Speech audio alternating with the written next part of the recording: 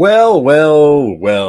Hello, everyone who is either up really late or it's just, daytime, depending on where you might be. Love to hear where people are at, by the way. If you throw it in the comments, that would be wonderful.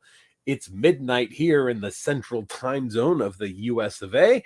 And this is your Wednesday, now Thursday morning webinar, our first Thursday morning webinar, I suppose. Welcome to everybody. Glad to have you here and glad to chat. So we are No CD, a downloadable app you can get through Google Play or iOS. Check us out. Come on over to nocd.com. And for those of you, I believe in the Australia world, it's somewhere in the afternoon right now. So, hey, those of you who are interested, by the time that you would be getting up tomorrow, we're going to have some appointments available. So if you want to get a hold of us at NoCD, let us do what we can to get you in, even in the next 24 hours. We'd be more than happy to help you out and do what we can to assist you with any kind of OCD things. But we're also in Canada and we're in the UK as well too, and we take insurance, and boy, there's just a lot of great stuff. So welcome. Glad to have you. Download our app again, Google Play, iOS. It's free, and we are so excited for tonight. Susie Q. Well, let's see. Steve, first of all, says hello. Hi, Steve. Nice to see you. Susie Q says sometimes you worry that you're actually normal, and this is the best that it gets, and you just can't handle being normal. This scares me, and I'm constantly wondering what feeling normal means. You just want peace of mind. Any advice? Well, first of all, I don't really know what normal is. I remember in graduate school we talked about there were 10 different definitions of normal. I mean, I don't know that I can remember all 10 of them at the moment, but a couple of them might be: there's normal for your maybe neighborhood, and then your city, and then your state or your county, and your country, and your time zone. There's normal for your gender. There's normal for your religion or lack thereof. There's normal for your race. There's normal for your ethnicity. There are all sorts of ways that people could try to define normal. Not saying that any of them actually are, but those are various definitions that people would utilize. I'm not familiar exactly with what normal is, but if you go into psychology, they talk about abnormal psychology, which I've never found of that word anyway.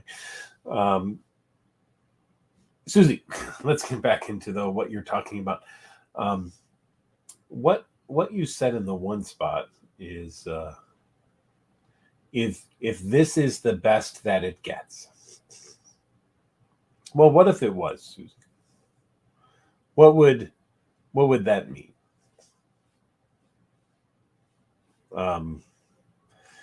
Does it mean that we go to work and we have relationships and we eat some food and sleep sometimes and do those things? Is that the best that it gets?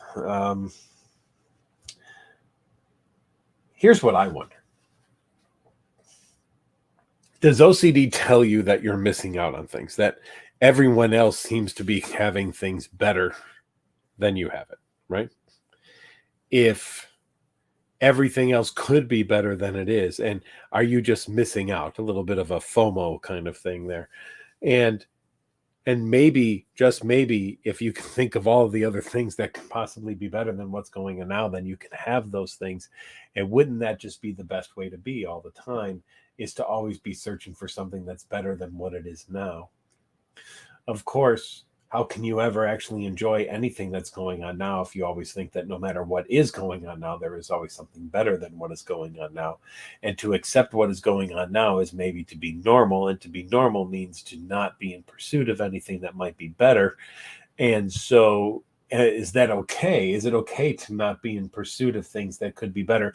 Should I at all times be attempting to try to find something that could be better than what it is that's going on right now? Could be a lot of pressure, right? Could be a lot of pressure to always try to be finding things that are better than what is going on currently. And if we do that, I think that we may find ourselves living a kind of unsatisfactory life because we can't really ever enjoy the moment, because we might wonder if we're settling. And if we're settling, is that what we really want to do? Are we the kind of people that settles, or should we always be looking for constant improvement? Now, I think without OCD, you can always think about, what can I do to maybe make things even a little bit better than they are, without feeling like where you're at means that you haven't done well. If you think about OCD, it's all or nothing. So if it could be better, that must mean this is horrible. Versus without OCD, it could be better, but this is awesome, right? So this sunset is gorgeous. Could it be better? Maybe there would be a tiny more hint of pink or yellow or blue or whatever it might be in the whole experience. And yet I might look at that as a photo and think, that to me is the best it can be, right? And now someone else might say, I would do it a little bit different. Like take that picture behind me there. I took that picture. In fact, I took that picture, for those of you in Australia, that's from Lord Howe Island, one of the most amazing places I've ever been in my entire life, by the way. Just gorgeous, and no one knows about it, but it's absolutely amazing and incredible. My buddy was with me, who's also a photographer and a psychologist as well too, and I love that picture. And his comment was, it's too much sky, right? And I purposely took the picture because I loved the clouds and how the clouds were that morning when the sunrise was coming out. And that's why I took the picture. So we had differences in opinion on something. He's been doing photography longer than me. Does that mean his opinion's right or better than mine? Should I have been pursuing a better photo than the one that I did? What doesn't mean that I like the photo that I liked, but he wasn't as fond of it as I was. There are so many ways just to read into all of these things. Now, how does that again go back to normal? Well, again, I'm going to go with, I don't really know what normal is. I've never worked with anybody to shoot on necessarily being normal without being able to really define what normal is. But what I would like for you, Susie, is to be able to recognize, can I actually enjoy or be okay even with what's going on right now without having to think about how it could potentially better and really kind of torturing myself about something like that? Something to think about and maybe work with someone on if you have the opportunity to do that as well. Emily's here. Hi, Emily. Anytime I get a negative thought, I instantly become aware of it. This hyper awareness is so stressful. I'm tired of being constantly aware of my thoughts. Does this get better? Emily, I would ask, once you are aware of it, what do you try to do with it? That's probably the most important thing. I also am very aware of any negative thoughts that I have instantly as well, too. However, I don't necessarily have to be stressed by them because I can recognize them as just, oh, well, that's a weird thing that popped into my head. Okay. And move along, instead of, oh my gosh, I have to make that go away. That's awful and horrible. And that shouldn't be happening right now.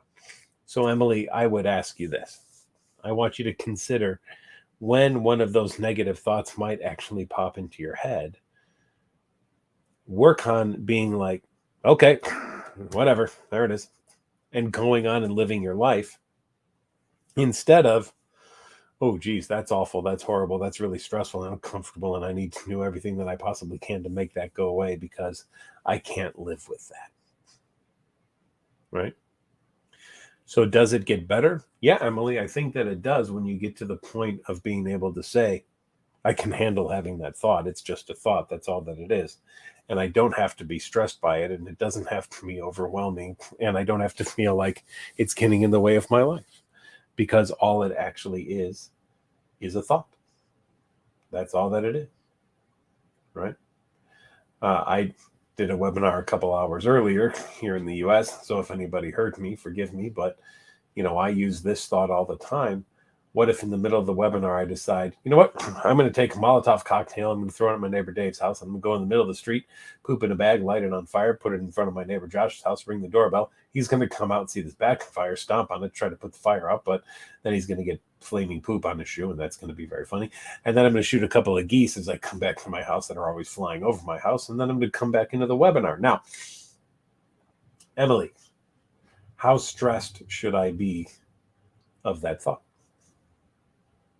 And Emily, you might say, well, but you're not as hyper aware of the thought that I am. So what does hyper aware mean? Well, a lot of times it means there's a pretty big emotional experience or connection that goes along with that thought.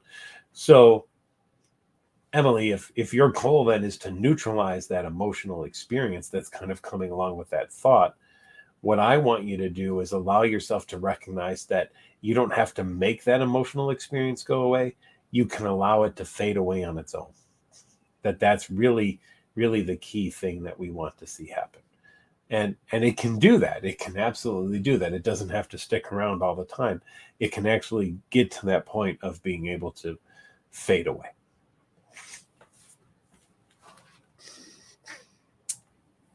Rafia. Hello, Rafia. I recently beat my OCD after 15 years. Great. Now my mind is quiet. Well, let's see where this is going to go. It doesn't feel right, and I am now worrying about my mind being quiet. Is this normal and something that will take a while to get used to? Well, it will take a while to get used to, right? Because you're not used to it. So it does take a while to get used to, because you have to have something happen for a while, usually, to get used to it in the first place. And is this normal? Well, here's one thing that is normal. OCD can kind of give you a back end spike, and this might be one of those kind of back end spike experiences where OCD is going to say, oh, well, something must be wrong, because now you're not hearing anything. And what does that mean? That must mean something bad, right? Awful. Why? How can one live without hearing something all the time, right? So Rafia, A, congrats on really working through your OCD. That's wonderful. And B, allow yourself the grace to have some moments of clarity and not being overwhelmed by obsessions, and allow for just the fact that there's some kind of peace. You may even purposely do some mindfulness and meditation work and all those kinds of things too, to further kind of allow yourself to practice having a mind that's just there without having to go down the road of finding compulsions to neutralize things, and see how it goes and see what happens. Celeste. Hello, Celeste. Good to have you here tonight. Is it POCD, so pedophilic OCD, if my intrusive thought is not about me doing something, but about if I would like seeing someone doing it? A while ago, I was terrified about if I would sexually like seeing sexual abuse. Sure. Celeste, it can be anything. POCD can be like, maybe I would enjoy, watching child pornography. So what if one day I enjoyed that? What if one day I thought that would be really awesome and cool, or something like that? Or what if one day I enjoy walking by, let's say, the park and the public pool, and I enjoyed watching little kids in bathing suits or something like that. So yes, it doesn't have to be about you doing something to someone. It can be about anything that would be involving children, teenagers who are underage, who you would be afraid, what if something inappropriate were to potentially happen? So, for sure. Chelsea, welcome. Let's see here. You say you have depression and OCD, which are kind of like brother and sister. Very often, one usually comes along with the other at some point. You are often having looping thoughts like life doesn't matter and what's the point of life? They loop. Can OCD latch onto depression and depressive thoughts? Can ERP help with this? Now, we talked about this a little bit earlier in the earlier webinar that I did, and I did a survey.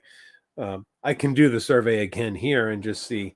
I'll ask all of you if you want to put at the end of the survey. I'll visit it in a little bit here. But whenever the phrase "can OCD do blank," or lead to me thinking blank, or can OCD lead me to feeling blank or something like that? There's always one answer, and I'll leave it up to all of you if you want to put the answer into the chat and tell me what you think the answer is, right? But can OCD latch on to depressive thoughts? Well, of course. Why wouldn't it be able to latch on to depressive thoughts, right?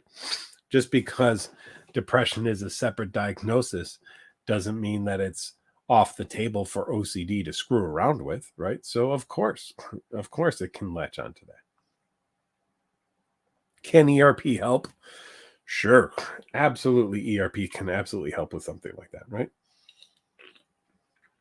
ERP can help you sit with whatever intrusive thoughts or images or urges you might be having, and allow you to learn to be with them, right? To let them live in the existence that you're living in without doing something to have to make them go away. And to also learn that even if they're there, it doesn't have to mean anything. It doesn't have to mean that anything is true about them or real about them or that you want them or anything like that. Sometimes weird things just pop into people's heads, right? I can't do much of anything anymore in my life without intrusive thoughts popping into my head.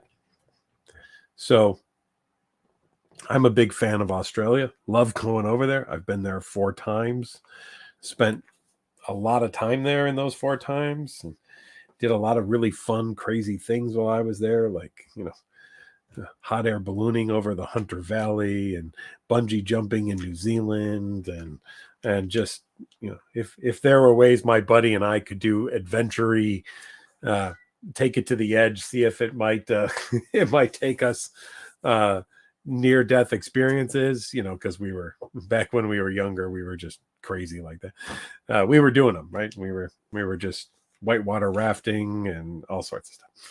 Now, to this day, guess what? I cannot do much of anything in my life because I've treated so many people who have OCD.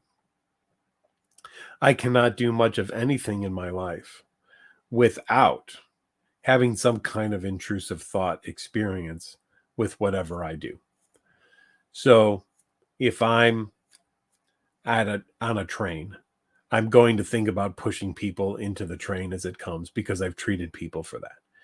If I'm walking down a staircase, I'm going to think about kicking the person in front of me and knocking them down the stairs because I've purposely had people walk behind me while thinking about kicking me down the stairs, right? If I'm chopping vegetables, I'll think about stabbing anybody else who's in the kitchen because I've treated people who have had that fear as well too. Can ERP help with all of those things? Yeah. And you want to know why I know that? Because I've done ERP with people for all of those things to deal with all those fears that all of those people had, and taught them that just because they had those fears or those images or those urges or those thoughts didn't make them do anything. And that's where we get into the notion of thought action fusion. Thinking something doesn't mean I'm doing something, right? But in thought action fusion, a thought is as bad as an action. A thought equals an action. And heck, we have time in the history of humanity that we punished people based on what we thought they were thinking, right?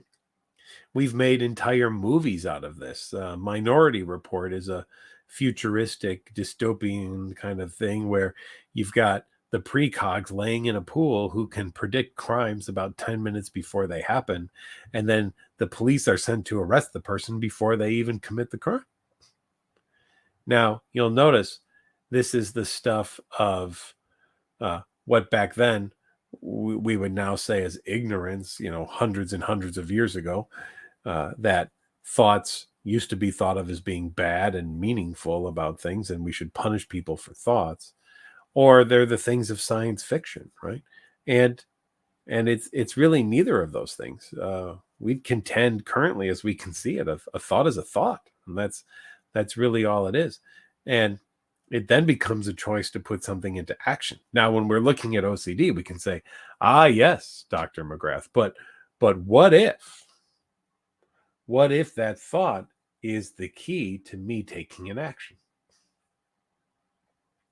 Well, then all of us would be screwed, and the human race would have been dead a long time ago if a thought means that now that we've had it, we have to take an action. None of us would be alive at this point in time if that was the case. So, can OCD latch on to depressive thoughts? Of course. Can ERP be helpful? Absolutely. And I would encourage you, Chelsea, to reach out to a therapist. And if you're looking for someone, NoCD has therapists available to work with people in Australia as well, too.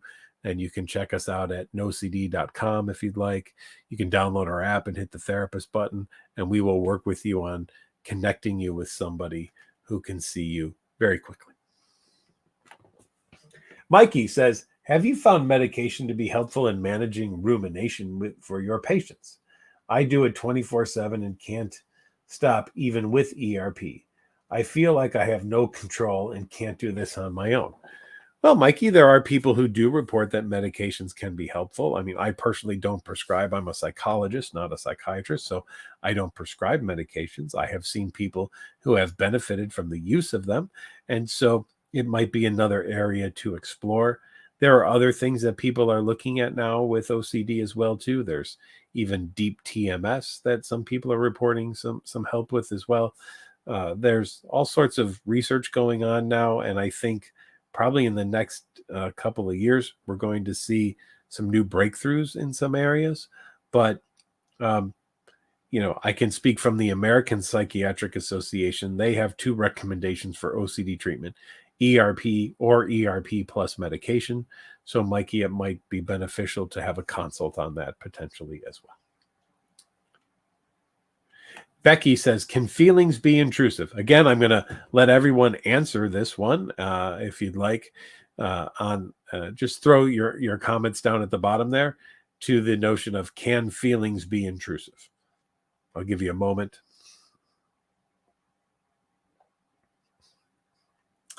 The answer, of course, is absolutely. Feelings can be intrusive. Anything can be intrusive, actually.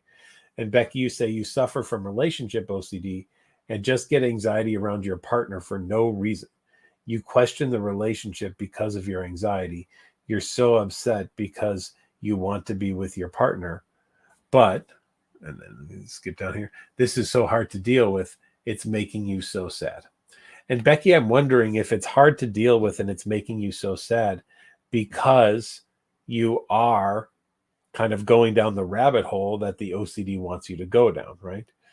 One of the issues that we see happening is, again, that thought action fusion. But I think we could broaden that to image fusion and maybe feeling fusion.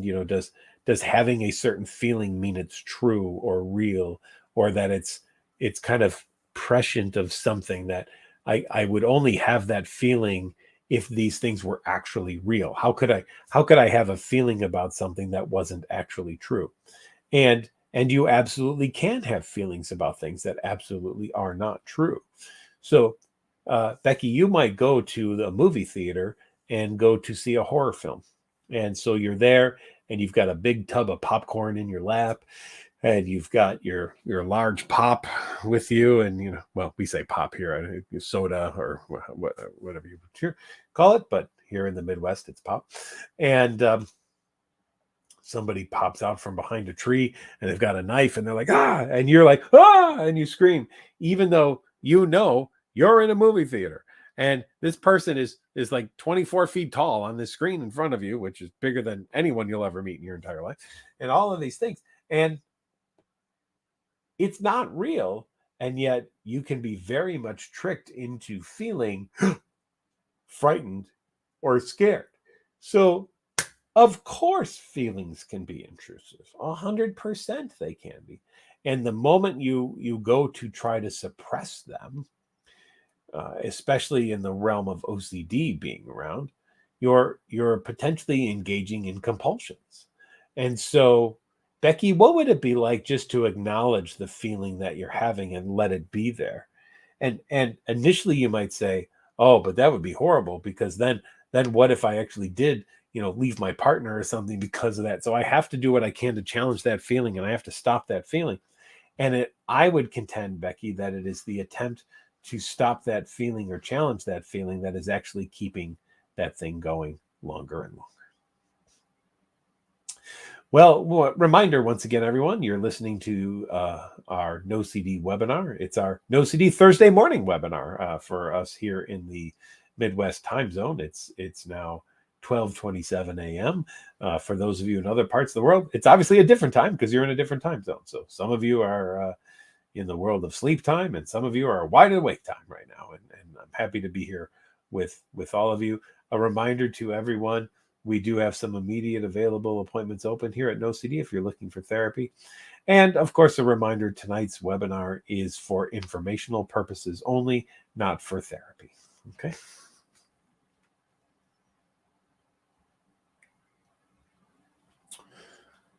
Let's see. Kirsten says, how do you tell the difference between anxiety, rumination, and OCD? I'm just in OCD, I'm always looking for compulsions, right? So what are the compulsions that are being done?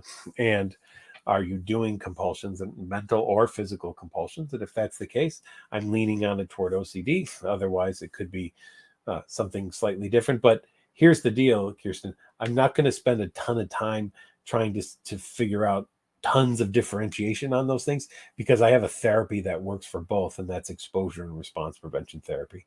And I'm going to apply that therapy to what's going on. And that's what I'm going to be doing. So some people get really, really caught up in all of that. I've done talks for here in the US, through the International OCD Foundation, we do something called the Behavior Therapy Training Institute. And I've done talks about OCD and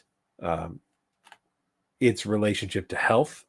And then we have illness anxiety disorder, and then we have somatic symptom disorder, and how the reality is it's so very difficult in many ways to tell the difference between them. Even the diagnostic manual, the definitions for the differences aren't great. And one thing, just to show you how kind of siloed people are when they were making some of this, they actually called it illness anxiety disorder, but they didn't list it as an anxiety disorder. It's listed somewhere else. So how do you call something an anxiety disorder but not list it as an anxiety disorder? Which just baffles the mind, as far as I'm concerned. So anybody who comes into my office with any of those things is going to get the same treatment. I'm going to approach them all the same way with some really darn good ERP is what I'm going to do. So, Kirsten, telling the difference to me isn't as important as getting somebody the right treatment. That's what's really, really important. Ethan says, what's the difference between obsessions and compulsions in a straight person with sexual orientation OCD and a bisexual person with sexual orientation OCD? Probably not much. The bisexual person might be fearful that they're not bisexual, and the straight person might be fearful that they aren't straight. And if it was a homosexual person, they would be fearful, well, what if one day I wasn't homosexual, right? So I'm glad we don't call it HOCD anymore, because it's not just one way. It's not just people who identify as being straight, being afraid, what if one day I'm gay, right? Or identify as gay, or I don't realize that I am and I'm living a lie, and all those kinds of things. It really comes down to this. No matter what your orientation is right now, what if in the future, at some point in time, I discover that I'm not that orientation, or I've been living a lie or something of that nature? And what would that mean, right? What if I get married to someone and then years later I realize, oh, I lied to you, and I really wasn't that. I was actually this, and I just didn't know it, or I was suppressing it, or something of that nature, right? And so that's really what it is. And I see the obsessions and the compulsions being nearly identical. You just change a couple of words, but I don't really see much difference, at least clinically what I've treated. That's how it's always come across. So, Kaylee says, wow, I can't believe you're live. I was laying down for bed and got a notification. Well, Kaylee, welcome. I didn't see you in the earlier one, so it's good to have you here today. Thank you. Thank you, Kaylee. Brian says, hey, Dr. McGrath, I get a lot of adrenaline rush because of anxiety. How can I relive that? I wonder if you meant to relieve that instead of relive that, Brian. But anxiety is designed to have a bit of an adrenaline rush, Brian, because when you're anxious, it's cueing in that fight, flight, or freeze response, and so you're gearing up, right? So you want adrenaline to run faster. You want adrenaline to fight better, right? You can do things on adrenaline that you wouldn't normally be able to do because adrenaline is kind of like, think of it like nitrous in a car, right? So in a car, you can have gasoline, and that gets atomized through your fuel injector, and you have oxygen, and that's flammable, and you need a spark, right? So that spark ignites, the oxygen and fuel mix explodes, causes pressure, moves the piston. You want to make that even more efficient? Hit that button and throw some nitrous in there. And that will make it even more powerful as a different type of gas in the way that it burns. Your body works like that too, right? You've got glucose, which is your fuel, it's sugar. You've got oxygen. Your red blood cells have that little divot in it. They're carrying an oxygen molecule in there. You get that oxygen and you get that glucose into the cell, and the cell is kind of like an organic engine, right? And it's burning those things. I want to make that burn faster and more efficiently, release some adrenaline into the system. So one way, Brian, that I would say to help you relieve some of this is to purposely get exposed to things that are uncomfortable.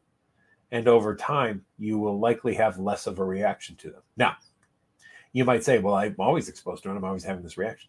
If your reaction to it currently is to go into that fight, flight, or freeze mode, right? And really to get some compulsions going and then feel great about it, what your brain learns is, oh, okay, well, this is how we get Brian to do compulsions. We really get him all jazzed up with adrenaline. And then it feels so real to him that he jumps right into doing compulsions to make sure whatever uncomfortable feeling he has is going away. Right? So, Brian, what I want you to do is to purposely work on ERP, right? Work with a therapist, have them help you learn how to be triggered and not go down the road of compulsions. Allow that discomfort to fade on its own, get that habituation going and learn, yeah, I can handle this actually. I don't have to be overwhelmed by this at all. And when you do that, I think you'll start to feel better. Steve says, hello, Dr. McGrath. Do you know how to do ERP if your fear is hell? We can't prove if the fear is false. Right.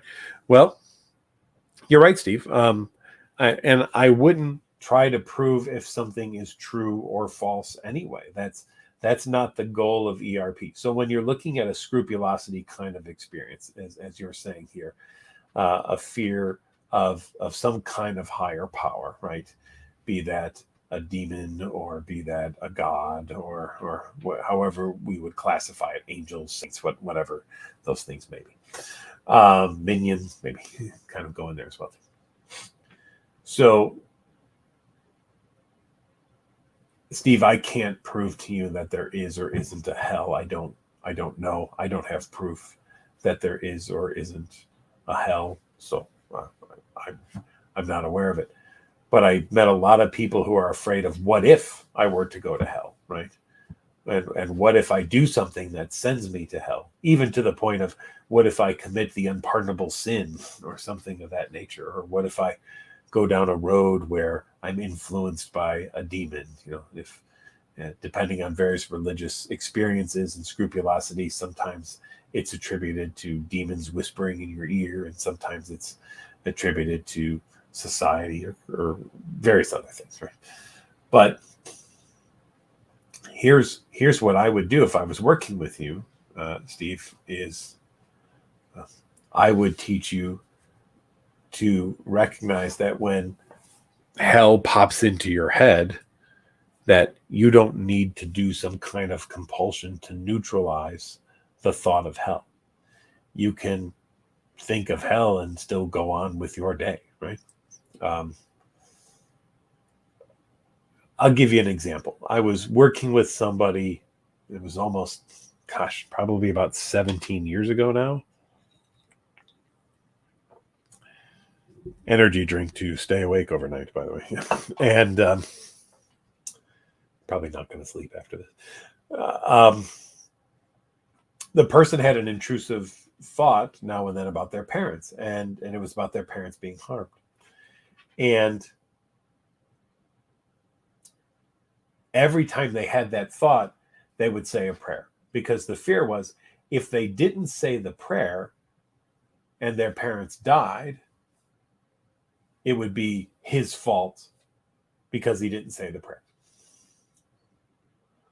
So I said, all right, well, I'm willing to do this with you. I'm going to try this out myself. So I got a card out of my wallet from a car dealership that I had been at. And I wrote on the back of the card, I hope my parents die tonight, please God. And there's a 666 on the card that I put on there as well too. I still have that card to this day. It's in my wallet upstairs. And my parents are still alive. Now, why hasn't that card killed them in the last 17 years? And when they do die, because they will, I mean, they're human, so they're not gonna make it forever. When they do die, will it be because of the card? Now, I don't think so. I don't see that card playing any role in the outcome of the world whatsoever. Can I prove it? Probably not to 100%, no, right? And when you use words like prove, Steve, that's where I get concerned, because let's remember this. OCD is the doubting disorder. And the doubting disorder wants 100% proof that everything will be fine and okay, and no one's going to get hurt or go to hell or anything like that. That's what the doubting disorder wants. So the doubting disorder says, hey, just give me proof of that, and we'll be great. All will be well. So we gather up all of our proof and we go, oh, here you go, almighty doubting disorder. Here is the proof that I have brought to you. And the doubting disorder says, wow, this is exemplary. This is wonderful. This is great. It's not quite enough though. So if you could go back and get some more, I would love it. I would really appreciate it. That would be wonderful. And then you go back and you get some more and you get some more. And it's like, yeah, you know, we're not quite there yet. Not quite. Here's the deal. You can never give enough proof to the doubting disorder. Even though it demands you bring it proof, it will never accept the proof that you bring it as being 100% true and real. So now we're in a bind. We have a disorder that says to us, I want 100% proof. And we also have a disorder that says, I will never accept all of the proof that you give me. I will always doubt it. Steve, I can't prove to you anything about hell or what happens after we die.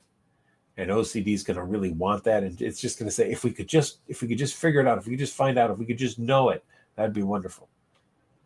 But we can't. We're never going to really know it 100%. And that's what we have to live with. And that's what OCD doesn't like. And there's where ERP comes in, is I help people learn how to be okay with that without knowing everything. Holly says, what to do about my OCD turning into thinking I'm in a simulation, paranoia, now even questioning my religion and faith.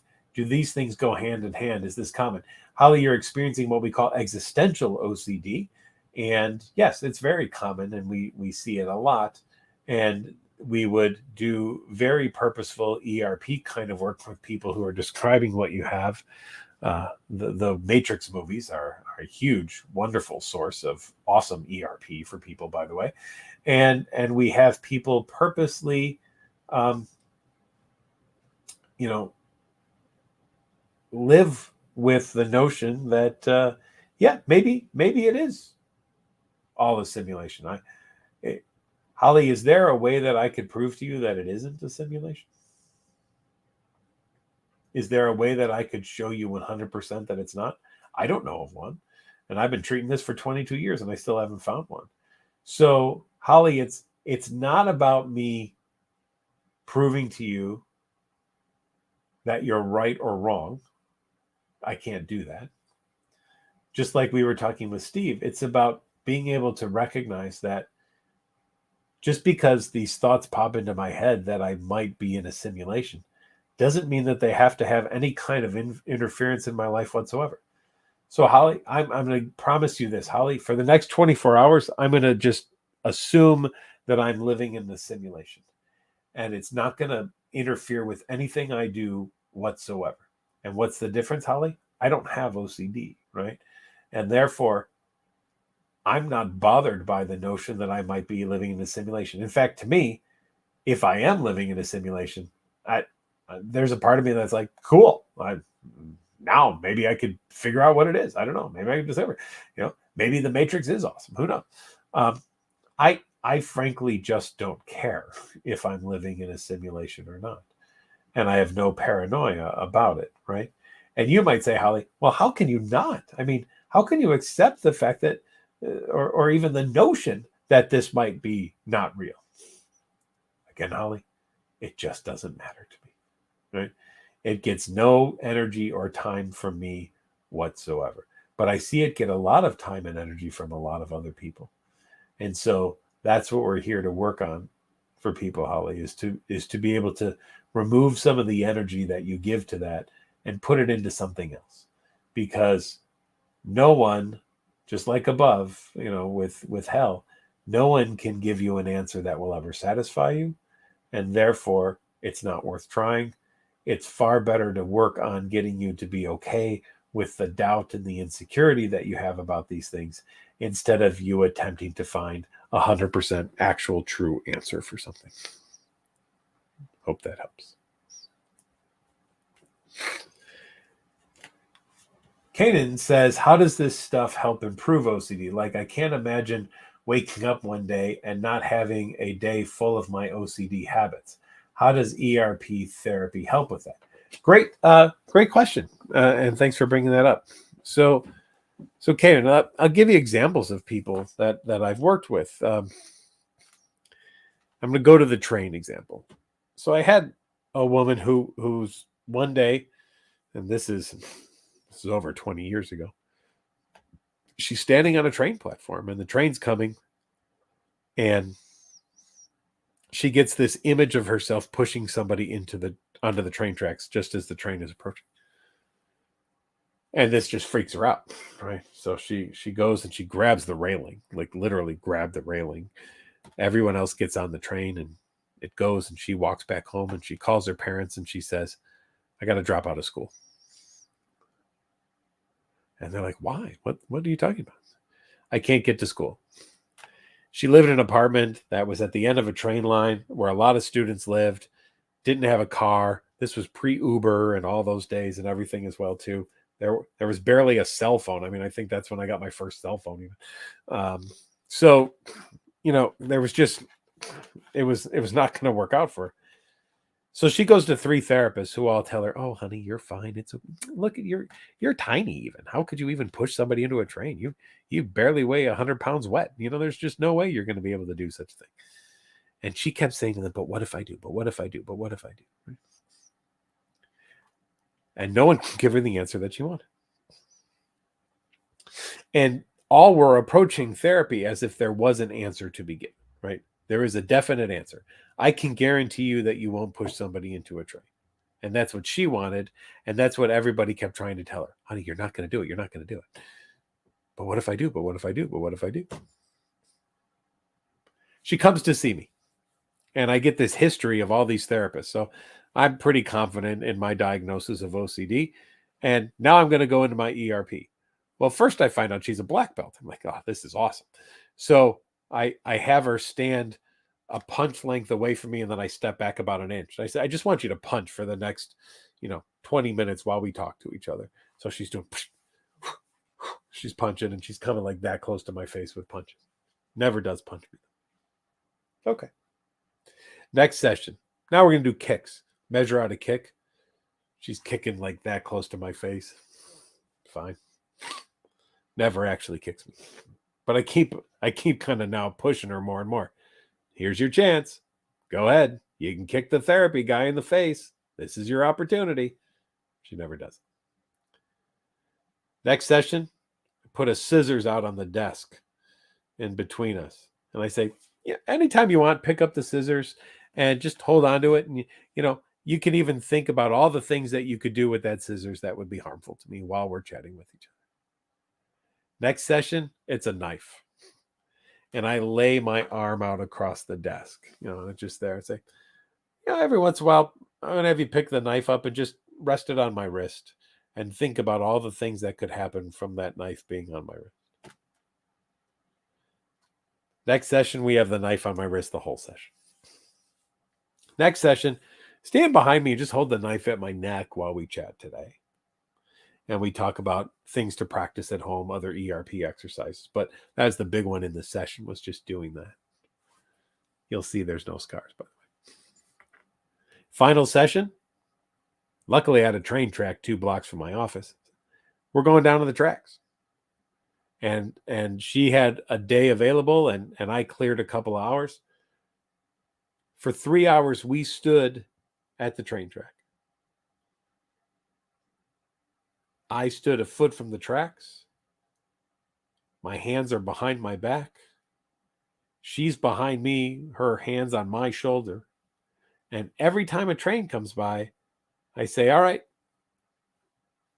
here you go. This is your opportunity. Let's see what you do. And as more trains come by, I'm getting more vocal. Come on, push. You missed. Now we'll try again next time. After 3 hours of doing that, I turned to her and said, what are you going to do tomorrow?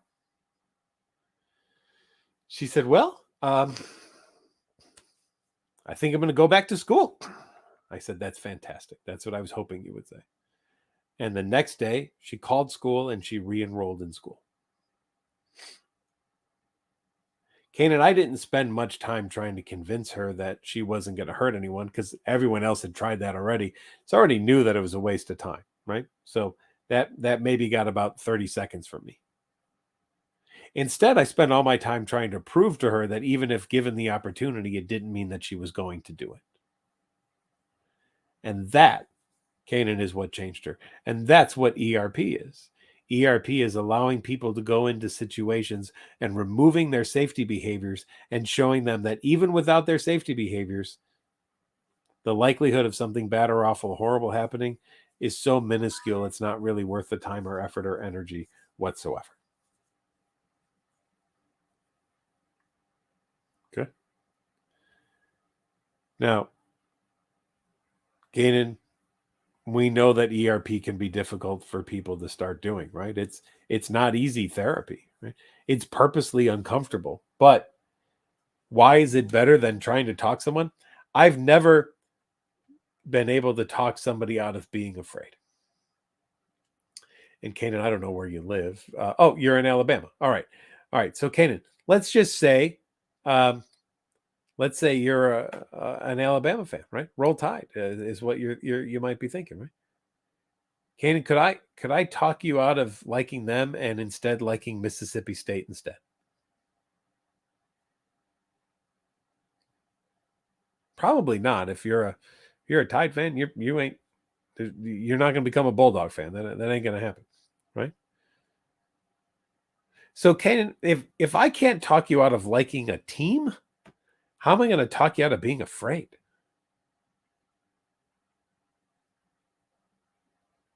I think it would be a waste of time. And research shows that it would be a waste of time. So I'm not going to try.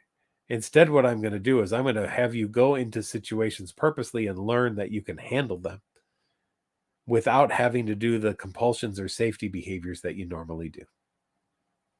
That is what will get you better. All right. Well, hey, we got to the point here where let's see. Kaylee's in Kentucky. All right. Devoner's in Melbourne. Melbourne, now for those of you who are on here who are not from Australia, Australia has this great thing. It doesn't matter how anything's spelled because they're not going to say it that way. Like uh, if you pronounce the capital of Australia, it would be Canberra. But if you live in Australia, it's Canberra. Now, how they got Canberra out of Canberra, I have no idea. There's not even an M in the spelling of it, but they made an M in there somehow. So this is just what I love about Australia. Just spellings are just a concept. They're an idea. They don't mean much of anything. So just know that if you ever go to Australia, and it's a great way to speak Australia because you don't even have to say the word as it's spelled, and you might get it right. So, but I do love it over there. It's wonderful. Isaiah, you've been dealing with health anxiety recently for a while. You just had a random thought about having ALS since you've had random joint and muscle pain. Sounds pretty crazy. Also, hello. Well, hello to you too. It doesn't sound crazy to me. It sounds like things that OCD would love to grab onto.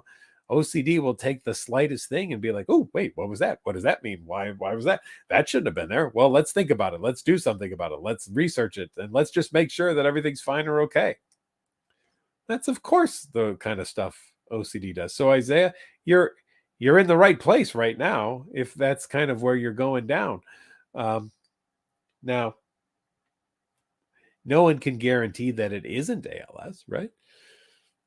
And you could spend hours and hours and dollars on researching if it is and going to doctors if it is. And one way that you would know OCD, maybe health anxiety versus not, is if a doctor or two says no, it's not, and you're cool with it, great. But if you're like, yeah, but what if, maybe they missed something, then we know we're getting in that realm of OCD kind of going on and be like, well, wait a minute. I would like some more reassurance than that. And just remember this OCD is kind of like the plant from Little Shop of Horrors, right?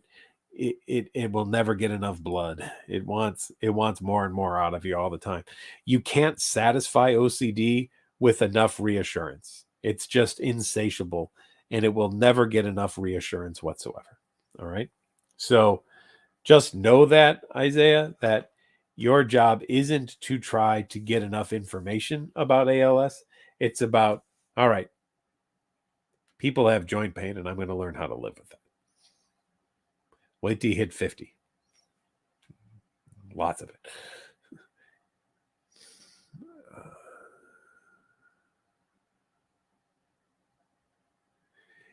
Steve says you can't prove the fear is false with OCD. Right. I think about, like, at least here in the US, our justice system, right? The one that I know the best. We don't prove that people are innocent in court. We say people are guilty or not guilty. Not guilty doesn't mean innocent. Not guilty means not guilty, right? Subtle difference, but it's important there. OCD wants a proclamation of innocence of something. The justice system gives you a proclamation of not guilty, as in there was not enough proof to meet the reasonable burden line of crossing a certain line that says yes. There's enough reasonable evidence there that says that all things point to you, right? Not guilty means there could have been a lot of evidence. It just didn't cross a certain line for us to finally, without a shadow of a doubt, feel like you were guilty. OCD wants that 100% guarantee. No way we're ever going to give it. No way we're going to get it. Ashley says, I have intrusive thoughts regularly, but can my impulsions surround obsessing over an object until I buy it? It could. And so that's why I would work on not buying something and use that as your ERP and sit with the discomfort of that. Right. So I would work with a therapist specifically on that. And I would also check potentially if there's any kind of hoarding tendencies as well, too, in that kind of situation as well.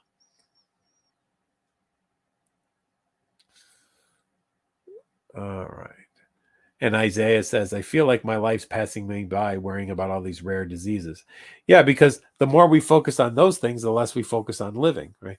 There's one of my favorite lines ever in the world from any movie is from The Shawshank Redemption. If you haven't seen it, one of the greatest movies ever made, as far as I'm concerned.